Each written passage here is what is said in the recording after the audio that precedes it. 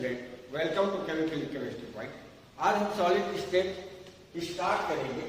देखिए, solid state जो एक इम्पॉर्टेंट टॉपिक होता है यदि आप नेट गेट आईआईटी जेम का प्रिपरेशन कर रहे हो तो, क्योंकि इसका क्वेश्चन उतना टफ नहीं होता यदि आपका कॉन्सेप्ट क्लियर है तो। एक्चुअल में सॉलिड स्टेट जो रहता है वो 3D स्ट्रक्चर होता है और आपको 3D में आपको समझना पड़ेगा कि एक्चुअल में क्रिस्टल्स कैसे होते हैं, यूनिट सेल कैसे होते हैं। ये यूनिट सेल आपको 3D में समझ में आ रहा है कि वो कैसे जुड़ा हुआ है दूसरे यूनिट सेल से, तो आपको सॉलिड स्टेट बहुत इजीली समझ में आएगा। तो हम एक्चुअल में जो है सॉलिड स्टेट को रट नहीं सकते, ये जो है कंप्लीटली कॉन्सेप्चुअल है, आपका 3D स्ट्रक्चर है, तो क्रिस्टल क्लियर कॉन्सेप्ट आपका होना चाहिए। ठीक, तो सॉलिड स्टेट के बारे में आप 10th क्लास से पढ़ते आ रहे हो, तो मैं ज्यादा कुछ इसके बारे में नहीं बताऊंगा, इसका थोड़ा सा इंट्रो पार्ट बताऊंगा। ठीक, तो देखिए एक्चुअल सॉलिड स्टेट होता क्या है। देखिए, आप जितना भी चीजें देखते हैं नेचर में, वो जो होता है आपका मेटर होता है, और मेटर जो है मिलकर बना होता है। मेटर जो है मिलकर बना होता है, या तो एटम से मिलकर बना होगा, या फिर मॉलिक्यूल से मिलकर बना होगा, या फिर आपका आयन से मिलकर बना होगा। ठीक, ये जो है आपका कंस्टिट्यूट पार्टिकल बोलते हैं इसको हम, किसका, मेटर। अब ये अकेले नहीं होता, ये जो है एक्चुअली बंच में होता है, बहुत सारे एक साथ होते हैं, और उन पार्टिकल्स के बीच जो पार्टिकल्स मेटर्स में पाया जा रहा है लार्ज नंबर पे, उनके बीच जो है एक फोर्स ऑफ एट्रैक्शन वर्क करता है, जिसको हम एट्रैक्शन फोर्स बोलते हैं। एक एट्रैक्शन फोर्स वर्क करता है, एट्रैक्शन फोर्स वर्क करता है, जो उन पार्टिकल्स को एक दूसरे के पास ला के रखता है। ठीक, तो ये फोर्स ऑफ एट्रैक्शन सभी मेटर्स पे एक जैसा नहीं रहता, अलग अलग मेटर पे उसका स्ट्रेंथ जो है अलग अलग रहता है। जैसे सॉलिड स्टेट की बात करें तो सॉलिड स्टेट पे जो है फोर्स ऑफ एट्रैक्शन बहुत स्ट्रांग होता है। ठीक, तो ये फोर्स ऑफ एट्रैक्शन के स्ट्रेंथ के बेस पे मेटर को 3 पार्ट में बांटा गया है। एक होता है आपका सॉलिड, लिक्विड और गैस।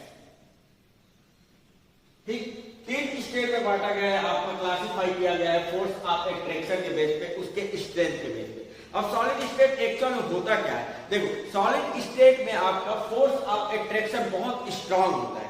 यदि फोर्स ऑफ एट्रैक्शन बहुत ज्यादा स्ट्रांग हो जाए और ये पार्टिकल्स, ये मान लो 2 पार्टिकल्स है, दोनों पार्टिकल्स को फिक्स कर दे, इसमें मूवमेंट ना हो, इतना स्ट्रांग आपका फोर्स ऑफ एट्रैक्शन है, तो इसका शेप जो है फिक्स रहेगा, क्योंकि पार्टिकल मूवमेंट कर ही नहीं रहा है, ट्रांसलेशन मोशन कर ही नहीं रहा है, मतलब उसका शेप भी फिक्स होगा और वॉल्यूम भी फिक्स होगा, तो उस स्टेट को बोलते हैं हम सॉलिड स्टेट। ठीक, अब यदि वो स्ट्रेंथ जो है धीरे धीरे कम हो रहा है, यदि सॉलिड स्टेट किसको बोलेंगे, जब उसका शेप और वॉल्यूम को फिक्स कर पाए यदि फोर्स ऑफ एट्रैक्शन, उसको बोल देंगे हम सॉलिड स्टेट। अब यदि मान लो वो फोर्स ऑफ एट्रैक्शन वीक हो रहा है, यदि वीक है और उसका शेप तो फिक्स नहीं है लेकिन वॉल्यूम फिक्स कर रहा है, तो उसको बोल देंगे हम लिक्विड स्टेट।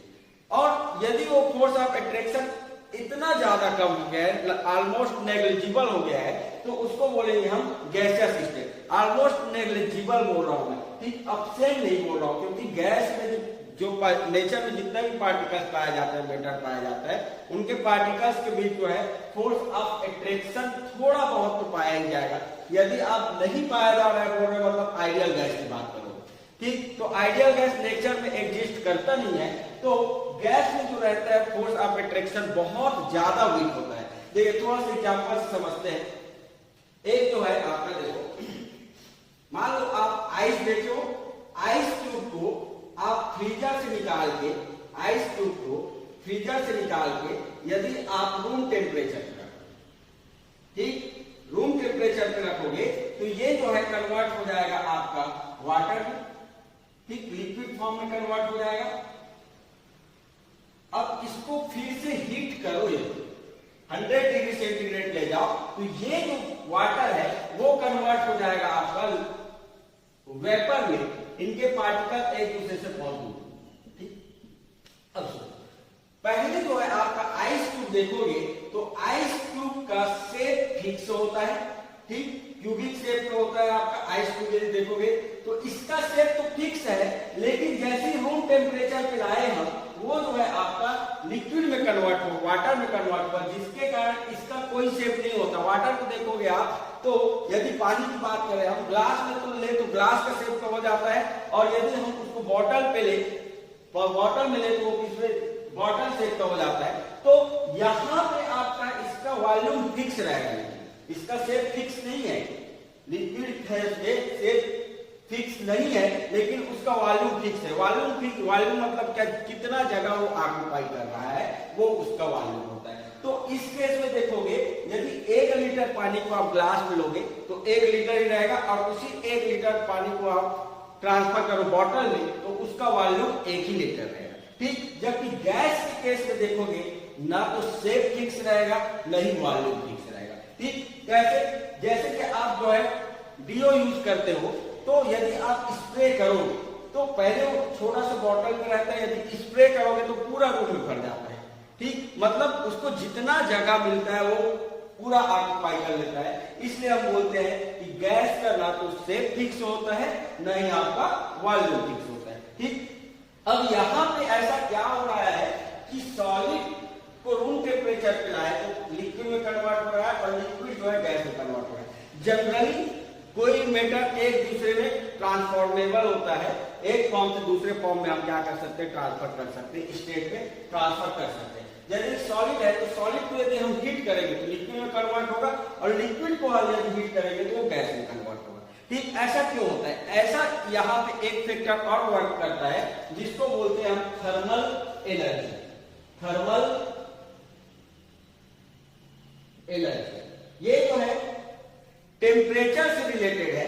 ये देखो, हम आइस को रूम टेम्परेचर पे लाए, एक्चुअल में क्या कर रहा है, वो लाइट हीट को एब्जॉर्ब कर रहा है। हीट को एब्जॉर्ब करने से, हीट एब्जॉर्ब करेगा, एनर्जी इंक्रीज होगा, उसका एनर्जी इंक्रीज हो रहा है, मतलब इन पार्टिकल्स के बीच काइनेटिक एनर्जी बढ़ेगी। काइनेटिक एनर्जी बढ़ेगी मतलब इसमें जो है वाइब्रेशन बहुत फास्ट होगा, बहुत फास्ट होगा, तो उसका फोर्स ऑफ अट्रैक्शन वीक होगा, जिसके कारण वो एक दूसरे से दूर होगा।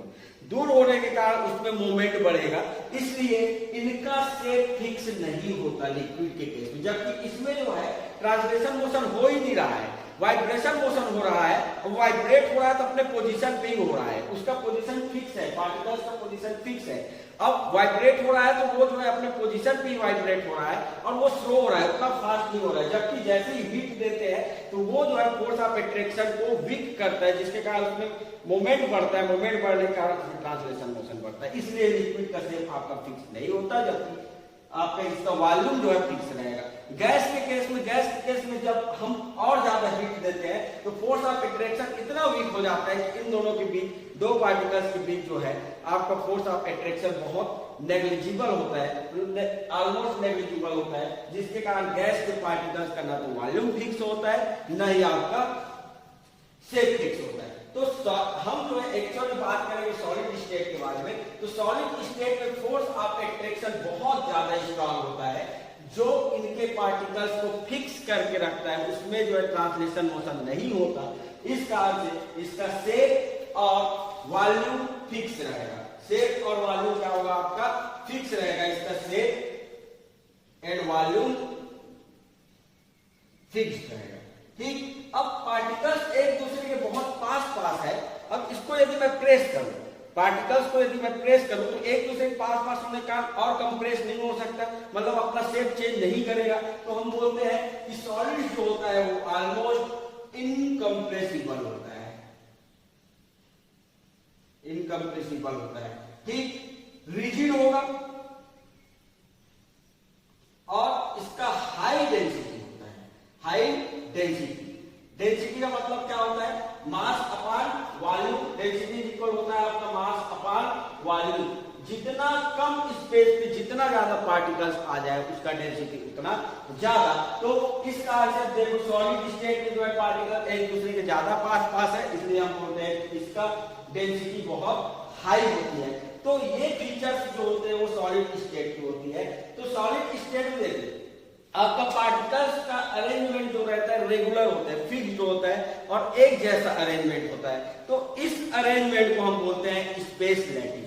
थोड़ा सा समझिएगा, देखो है आपका, मान लो कोई पार्टिकल्स है, ये पार्टिकल्स का अरेंजमेंट है, ठीक है, ये जो है आपका पार्टिकल सॉलिड स्टेट है जिसका पार्टिकल्स का अरेंजमेंट फिक्स है। अब देखो इसमें जो है एक रेगुलर शेप दिख रहा होगा इसका, क्यों? क्योंकि पार्टिकल्स फिक्स है, ठीक। तो ये पार्टिकल्स जो है आपका एक दूसरे से एक जो निश्चित दूरी पे है, तो इसको बोलते हैं रेगुलर अरेंजमेंट। पार्टिकल्स का जो है आपका रेगुलर अरेंजमेंट हुआ है, ठीक। अब यही रेगुलर अरेंजमेंट को, पार्टिकल्स का रेगुलर अरेंजमेंट को बोलते हैं हम स्पेस लैटिस या फिर क्रिस्टल लैटिस, स्पेस लैटिस या फिर क्रिस्टल लैटिस। तो ये जो 3D में जो पार्टिकल्स का अरेंजमेंट है उसको बोलते हैं हम स्पेस लैटिस या फिर क्रिस्टल लैटिस। अब इसमें से देखोगे, यदि आप ध्यान से देखोगे तो इतने ये जो है पूरा क्रिस्टल फॉर्म हुआ है, ठीक। मान लो एक क्रिस्टल मार रहे हैं तो आपको एक छोटा यूनिट दिखेगा, एक स्मॉलेस्ट 3D यूनिट दिखेगा, जिससे आपको लगेगा कि ये जो है यूनिट जो है बार बार रिपीट होकर पूरा क्रिस्टल फॉर्म किया है। कैसे? देखो ये जो है ग्रीन कलर को आप यदि रेड मान के चलो तो इतना पार्ट देखो, ये क्यूब टाइप का दिख रहा है, छोटा क्यूब, ये तो बड़ा क्यूब है ही, एक छोटा क्यूब दिख रहा है। अब इस क्यूब के ऊपर एक और क्यूब रखा है, मतलब इसी को हम फिर से और रिपीट किए हुए हैं। और ऐसे ही इस क्यूब के जस्ट पीछे हम ये क्यूब को रिपीट किए, इसके लेफ्ट साइड राइट साइड। तो ये जो शेप है, जो लग रहा है कि ये जो है पार्ट जो है बार बार रिपीट होकर पूरा क्रिस्टल फॉर्म किया है, इसको बोलते हैं हम यूनिट शेप, ठीक। तो देखिए एक्चुअल में जो है आपका दो वर्ड हम यूज कर रहे हैं, एक है आपका स्पेस लैटिस या फिर किसी को बोल रहे हैं हम क्रिस्टल लैटिस क्या है? देखो मान लो एक क्रिस्टल का पोर्शन है ये, तो इसमें जो अरेंजमेंट है पार्टिकल्स का 3D में जो अरेंजमेंट है उसको बोल रहे हैं हम स्पेस लैटिस, ठीक। तो regular arrangement of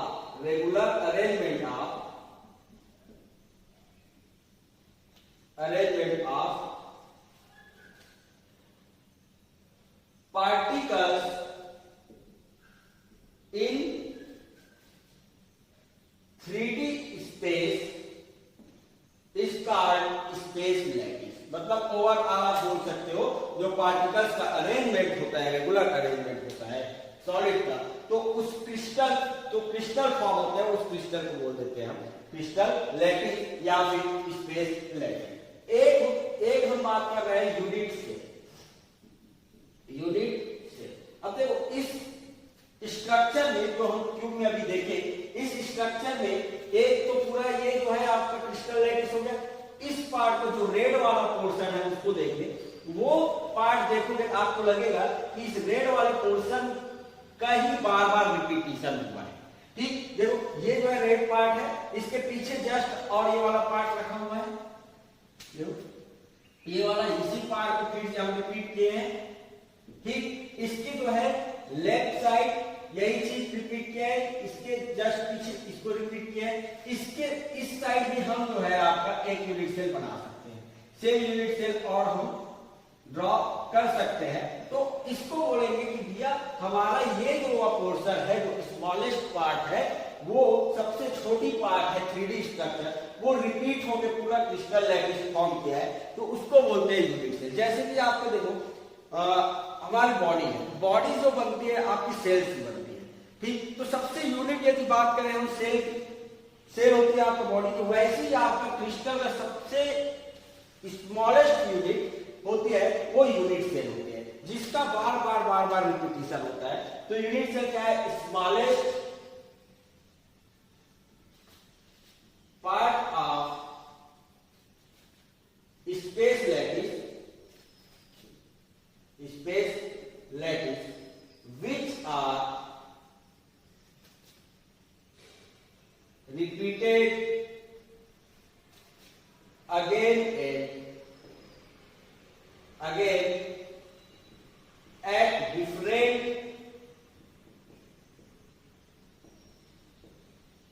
times and form space length, ठीक। तो ये जो यूनिट सेल है वो बार बार रिपीट होकर क्या बना रहा है? आपका क्रिस्टल लैटिस बना रहा है। तो यदि आपको देखो सॉलिड स्टेट पढ़ना है, समझना है इसका कॉन्सेप्ट क्या होता है एक्चुअल में। तो ये जो है सबसे इंपॉर्टेंट पार्ट होता है यूनिट सेल। हम कभी भी क्रिस्टल के बारे में बात नहीं करते, हम जब भी बात करेंगे यूनिट सेल के बारे में बात करेंगे। तो यूनिट सेल के बारे में यदि आप स्टडी कर रहे हैं, यदि यूनिट सेल के बारे में आपको पता है तो क्रिस्टल के बारे में भी आपको पता चल जाएगा। तो एक्चुअल में आपको यूनिट सेल जो है आपका 3D स्ट्रक्चर होता है, तो आपको एक्चुअल समझना पड़ेगा कि यूनिट सेल होता क्या है, कैसे होता है। तो देखो मान लो ये जो है आपका क्रिस्टल है, इतने पार्ट को यदि मैं बाहर निकालूं, काट के यदि मैं बाहर निकालूं, तो इसको थोड़ा सा देखना, ये जो पार्ट है, ये पार्ट जो है एक्चुअल में ये ऐसे, ठीक क्यूबिक शेप का हम यहाँ पर दिखा रहे हैं यूनिट सेल को। तो देखो ये जो है आपका यूनिट सेल को यदि आपको समझना है तो आप जिस रूम में बैठे हो अपने रूम का इमेजिन करो, क्योंकि जो चीज जो कंपोजिशन है यूनिट सेल का होता है सेम आपका रूम का होगा। तो ये जो है आपका इमेजिन करो 3D में, ये एक्चुअल में ऐसे, ठीक। तो यदि यूनिट सेल को आपको समझना है तो आपको समझना पड़ेगा आपके रूम के स्ट्रक्चर को, एक्चुअल में मेरा रूम कैसा दिख रहा है। तो वहां से आप समझ सकते हो सॉलिड स्टेट को, यूनिट सेल को। आप रटोगे तो कभी भी नहीं समझ सकते, ठीक। तो इसमें सबसे इंपॉर्टेंट पॉइंट है, पार्ट है आपका यूनिट सेल, ठीक। तो ये जो क्रिस्टल है इसमें जो अरेंजमेंट है पार्टिकल, अच्छा यहाँ पे जो पार्टिकल्स पाया जा रहा है, जहां पे आपका पार्टिकल्स पाया जा रहा है उसको बोलते हैं हम लैटिस पॉइंट। इसको बोलते हैं लैटिस पॉइंट। मतलब यदि लैटिस पॉइंट बोल रहा है तो समझ जाना वहां पे आपका पार्टिकल्स पाया जाएगा, ठीक। दूसरा, ये जो स्मॉल पार्ट है आपका, जो रेड पोर्शन में से दिखाई दे रहा है, उसको बोलते हैं हम यूनिट सेल, जो सबसे स्मॉलेस्ट पार्ट है यूनिट सेल। और ये पूरा जो अरेंजमेंट है क्रिस्टल का, ये क्रिस्टल फॉर्म किया है, उसको बोलते हैं हम स्पेस लैटिस, स्पेस लैटिस, ठीक। तो पूरा क्रिस्टल में जो पार्टिकल या लैटिस पॉइंट अरेंज है उसको बोलेंगे स्पेस लैटिस। सबसे छोटी पार्ट को बोलेंगे हम यूनिट सेल, और जहां पर पार्टिकल फॉर्म होगा उसको जहां पर पार्टिकल पाया जाएगा उसको बोलेंगे हम लैटिस पॉइंट, ठीक। तो यहाँ पे हम जो है आगे जो स्टडी करेंगे वो यूनिट सेल के बारे में मेनली जो है स्टडी करेंगे, ठीक। तो सॉलिड स्टेट पढ़ रहा है तो आपको ये चीज सबसे इंपॉर्टेंट है, इसको समझना पड़ेगा 3D में एक्चुअल वो कैसा होता है, ठीक। तो हम कंपोजिशन की बात करते हैं कि यूनिट सेल में एक्चुअल पाया क्या जाता है। मैं यूनिट सेल के बारे में बताऊंगा, यहाँ पे मैं जो है क्यूब पे बताऊंगा, आपको अपने रूम को इमेजिन करके चलना है, ठीक। एक्चुअली वैसा हो रहा है या उतना पार्ट पाया जाएगा, तो आप जो है यूनिट सेल बहुत इजीली समझ में आ जाएगा आपको, ठीक है। तो चलो कंपोजिशन आप यूनिट सेल की बात करते हैं।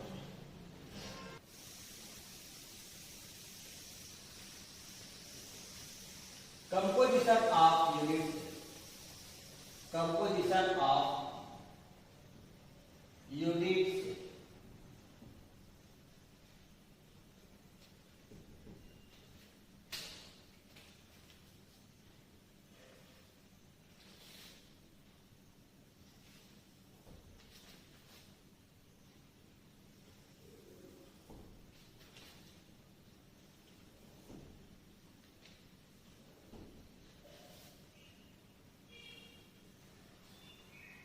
पहला कंपोजिशन, एक्चुअल क्या क्या पाया जा रहा है, उसका नंबर कितना होगा, कितने नंबर लोग पाया जा रहा है। दूसरा, कंट्रीब्यूशन, और लास्ट है नंबर ऑफ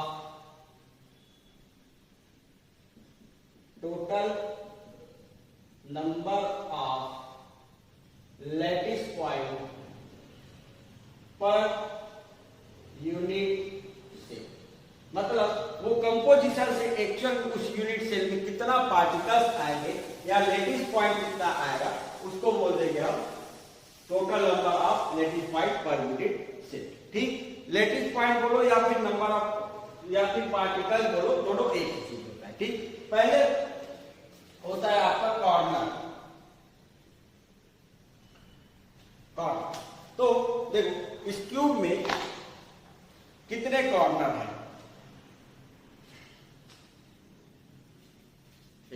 ये जो है क्यूब है, इसमें कितने कॉर्नर्स हैं, ठीक। तो जहां पर आपका ये बॉल्स पाया जा रहा है या फिर मैं बोलूं लेटेस्ट पॉइंट जहां पर पाया जा रहा है वो सभी क्या है आपका कॉर्नर है। आपके रूम को इमेजिन करो, कोना कितना है आपका रूम में, ठीक। तो कितने पार्टिकल्स हैं, कितने कॉर्नर्स हैं वो देखो 1 2 3 4।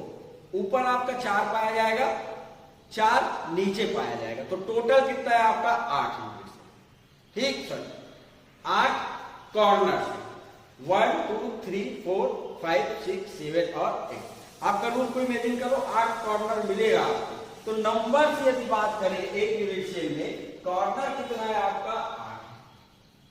कंट्रीब्यूशन का मतलब क्या है कि इस कॉर्नर का इस यूनिट सेल में कितना हिस्सेदारी है।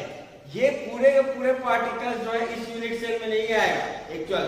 कैसे देखो, एक्चुअल में यदि हम कोई चीज खरीदते हैं, मान लो मैं कोई चीज खरीदता, 3 लोग मिलकर कोई चीज खरीदे, ठीक। तो मैं बोलूंगा कि तीनों का एक का हिस्सा कितना है, तो उस जो चीज खरीदे हैं उसमें जो है उसका हिस्सेदारी होगा 1/3, मतलब 3 पार्ट में बराबर बटेगा।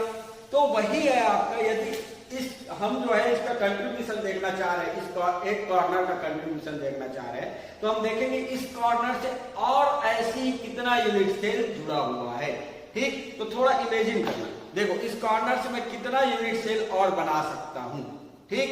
तो ये जो है आपका एक यूनिट सेल ये है, ऐसी एक यूनिट सेल यहां पर बनेगा, इसके जस्ट बाजू में एक यूनिट सेल इसके जस्ट सामने बनेगा, ठीक। और ये सामने वाले जो यूनिट सेल है उससे लगा हुआ एक यूनिट सेल यहां पर कितना हुआ 4 हुआ, 1 2 3 और 4, ठीक। 4 जो है इस कॉर्नर के नीचे और इस कॉर्नर के ऊपर 4 और बनेगा, तो टोटल कितना हो गया 8, ठीक। थोड़ा समझना, देख ये जो है आपका ये टेट्रागोनल शेप का है यूनिट सेल जो है, ये भी एक यूनिट सेल है, इसमें भी वही कंपोजिशन पाया जाएगा जो क्यूबिक वाले में। तो सभी यूनिट सेल में एक जैसा कंपोजिशन पाया जाएगा, अलग अलग टाइप तो हो सकता है, उसमें कोई दिक्कत नहीं।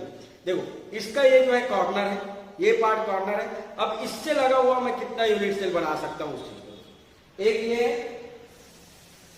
दूसरा इस कॉर्नर से लगा हुआ जस्ट बाजू में, तीसरा इसके जस्ट सामने, ये जो है जस्ट सामने, और एक यूनिट सेल जो है यहां पे बनेगा। देखो 4 बताया था मैं, ये यूनिट सेल था, इसके जस्ट सामने, इसके बाजू में, और ये जो सामने वाले हैं उसके जस्ट बाजू में एक और, तो 4 यूनिट सेल। देखो इस कॉर्नर से जुड़ा हुआ है 4 यूनिट सेल, ठीक। अब 4 के ऊपर 4 तो और आएगा, कैसे देखो, एक इसके ऊपर, सभी के ऊपर एक एक आएगा, दूसरा और ये तीसरा और चौथा, मतलब ये जो है आपका 8 यूनिट सेल जो है इस कॉर्नर से जुड़ा हुआ है, ठीक। देखो एक एक को बाहर करना है, एक कॉर्नर से जुड़ा हुआ है, 2 3 और ये 4। अब इसको देखो, ये कॉर्नर इससे 4 जुड़ा हुआ है, 4 ऊपर, तो एक यूनिट, एक कॉर्नर से आपका, एक कॉर्नर से 8 यूनिट सेल जुड़ा हुआ है, मतलब इस बॉल का कुछ हिस्सा इसमें रहेगा, कुछ इसमें रहेगा, कुछ इसमें रहेगा, कुछ इसमें रहेगा। तो टोटल इस बॉल में जो है कंट्रीब्यूशन है वो 8 यूनिट सेल का है। तो एक के हिस्से में कितना आएगा, एक के हिस्से में आ जाएगा 1/8, क्योंकि 8 जुड़ा हुआ है, एक के हिस्से में 1/8। तो एक कॉर्नर से 1/8 कंट्रीब्यूशन आ रहा है, तो पूरे कॉर्नर से कितना पार्टिकल्स आएगा, देखो 8 पार्टिकल्स था हमारा, एक का कंट्रीब्यूशन 1/8 कैंसल आउट होगा, कितना हो जाएगा 1। तो यदि कॉर्नर से पार्टिकल्स पाया जा रहा है कोई पार्टिकल, तो एक यूनिट सेल में उससे टोटल नंबर ऑफ पार्टिकल्स जो रहेगा वो 1 आएगा, ठीक। दूसरा होता है आपका फेस, या फिर किसी को बोलते हैं आप फेस सेंटर।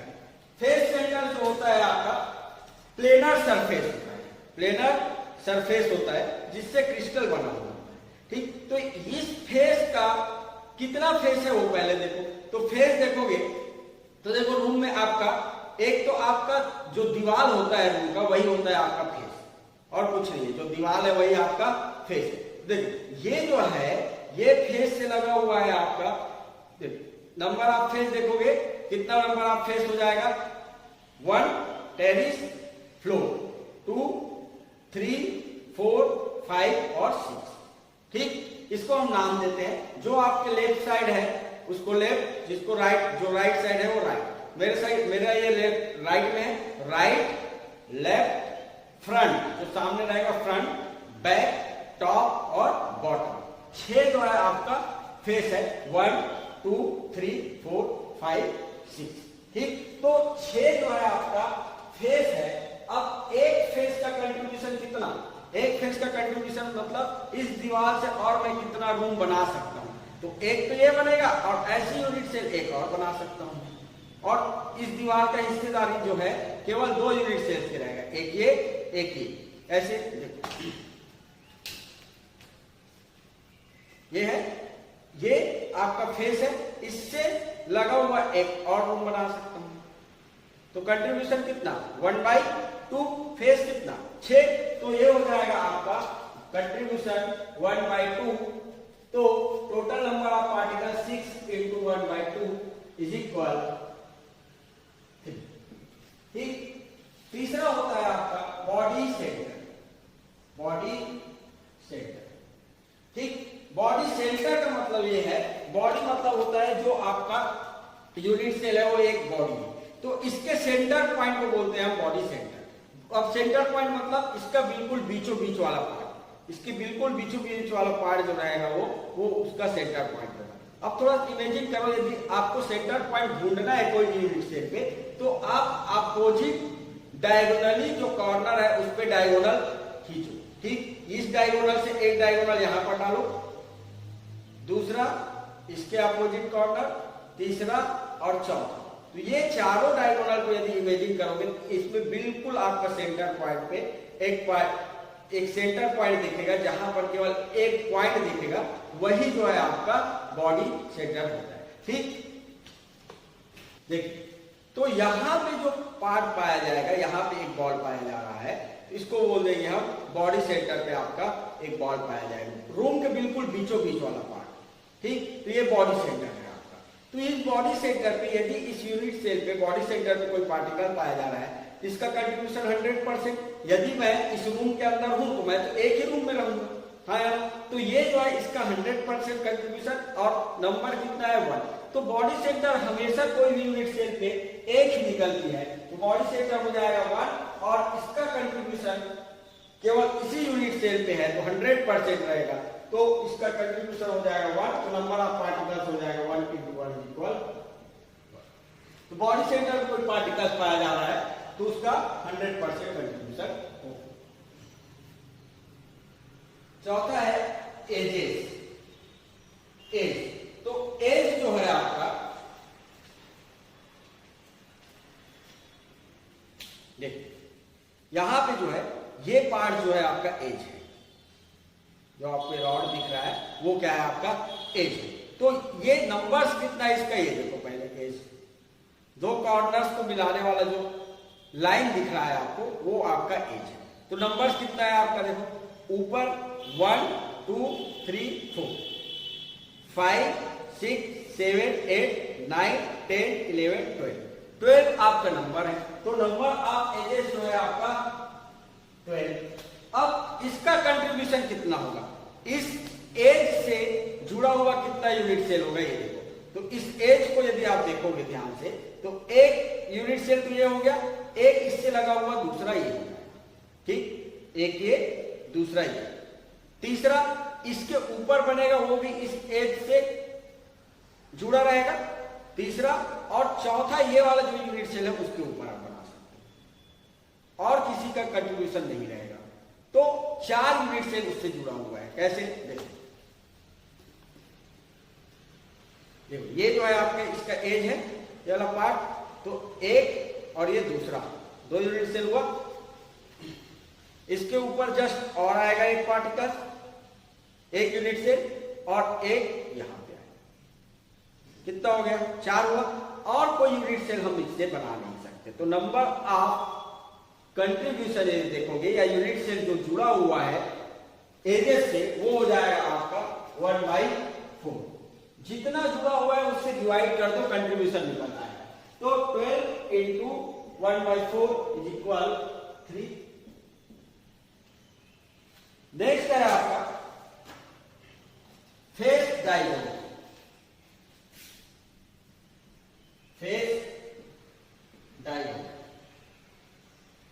फेस डायगोनल मतलब ये है कि एक फेस से हम कितना डायगोनल खींच सकते हैं। तो देखो इसके जो है यहां से इस वाले कॉर्नर पे देखो एक डायगोनल और दूसरा डायगोनल, तो एक फेस से मैं 2 डायगोनल खींच सकता हूं। तो टोटल फेस है मेरा 6, तो 1 से 2 है, तो टोटल फेस डायगोनल कितना हो जाएगा 12। और जो कंट्रीब्यूशन फेस का है वही कंट्रीब्यूशन होगा आपका फेस डायगोनल का, तो 1/2 इसका कंट्रीब्यूशन। तो नंबर ऑफ पार्टिकल यदि आपको बोल रहा है फेस डायगोनल, सभी फेस डायगोनल पे आपका पार्टिकल्स पाया जा रहा है करके, तो आपका नंबर ऑफ पार्टिकल्स आ जाएगा वहां से 6।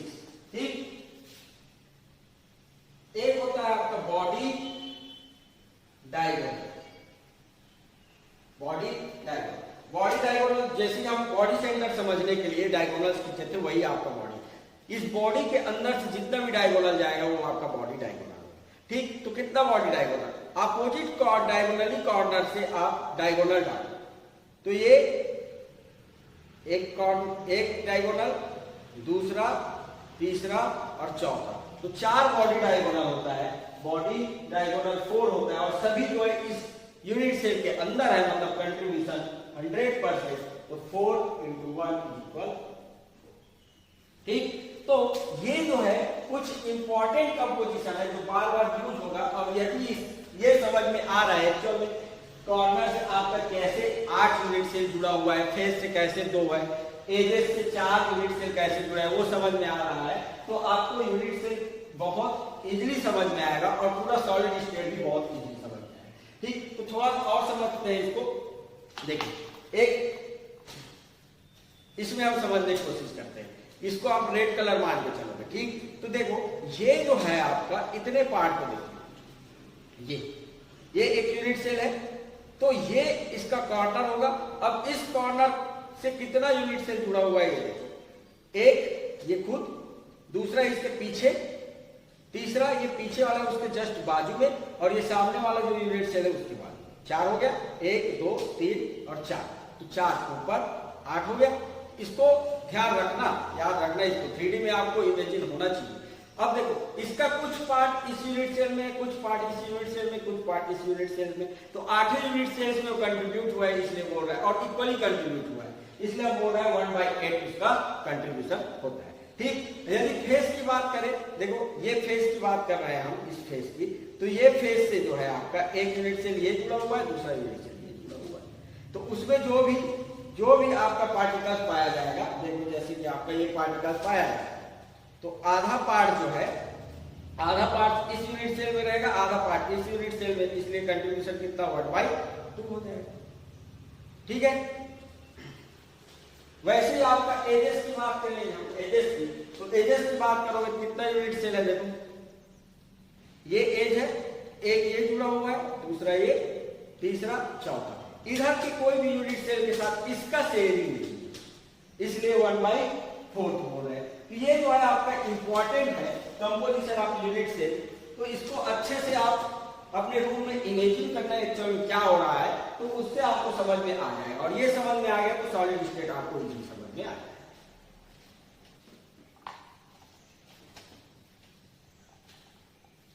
चलिए इससे रिलेटेड जो भी प्रीवियस ईयर क्वेश्चंस आए हैं उसको हम करते हैं, इससे रिलेटेड जो भी प्रीवियस ईयर क्वेश्चन आए हैं उसको थोड़ा करने की कोशिश करते हैं। ठीक है,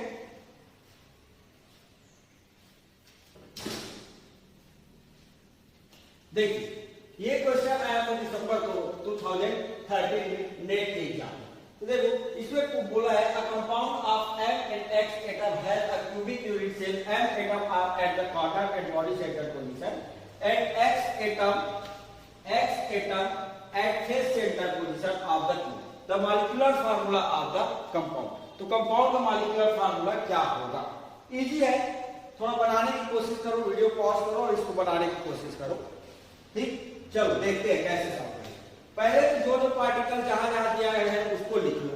जैसे कि एम कहां कहां दिया है, एम दिया है आपका एक तो कॉर्नर पे और बॉडी सेंटर पे, तो एक कॉर्नर पे और बॉडी सेंटर पे। तो कॉर्नर्स पे नंबर ऑफ पार्टिकल्स आ रहा है कितना 1, यदि कॉर्नर्स पाया जा रहा है तो 1 पार्टिकल, और बॉडी सेंटर से कितना 1, तो नंबर ऑफ पार्टिकल्स 2। एक्स की बात करें कहां पाया जा रहा है आपका एफसी फेस सेंटर पे, तो नंबर ऑफ पार्टिकल्स यहां से आ जाएगा 3। तो जो पार्टिकल्स आ रहा है उसको उसके साथ लिख दो, एम का आ रहा है 2, एक्स का आ रहा है 3, तो आंसर हो जाएगा आपका m2x3। इजी था, ठीक। एक क्वेश्चन सॉल्व करते हैं। देखो ये क्वेश्चन आया है आपका टिफर 2016। क्वेश्चन एक बार पढ़ो, वीडियो पॉज करो और इसको बनाने की कोशिश करो, कमेंट सेक्शन में इसका आंसर दो, ठीक। चलो इसको सॉल्व करें, यहां पर मैं सॉल्व कर रहा हूं, ठीक है। देखो बोला है, जो जो बोला है वो पहले कर लो। ए एंड बी दो एटम है, A atom are at the corner, A जो है यहां पर पाया जा रहा है आपका कॉर्नर पे,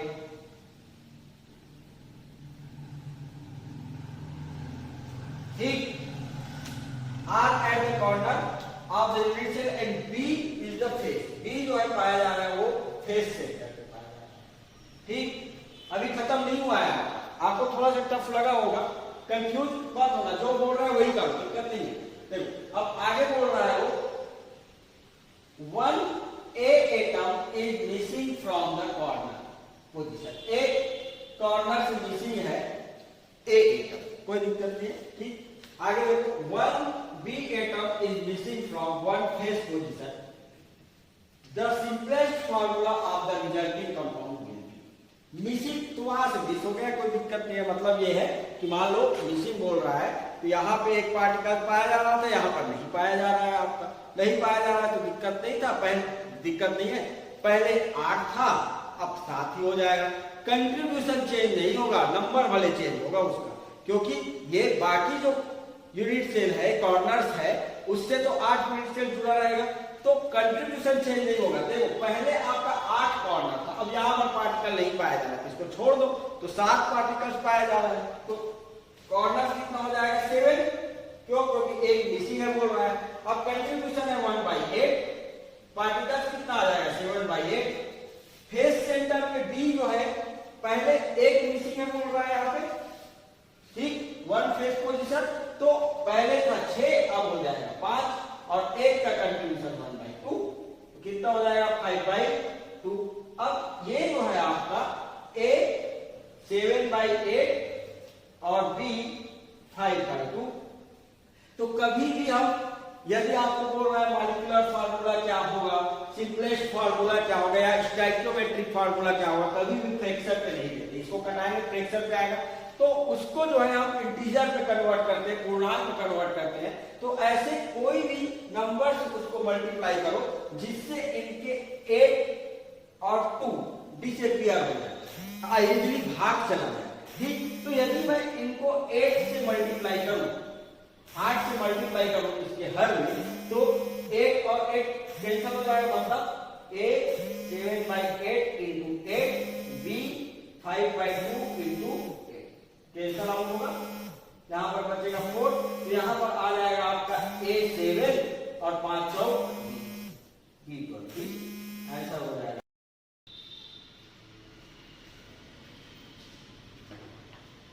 ये क्वेश्चन है, ये क्वेश्चन है, इस क्वेश्चन को आप लोग घर में करना, ठीक है। मैं इसका एक्सप्लेनेशन नेक्स्ट वीडियो में दूंगा, ठीक।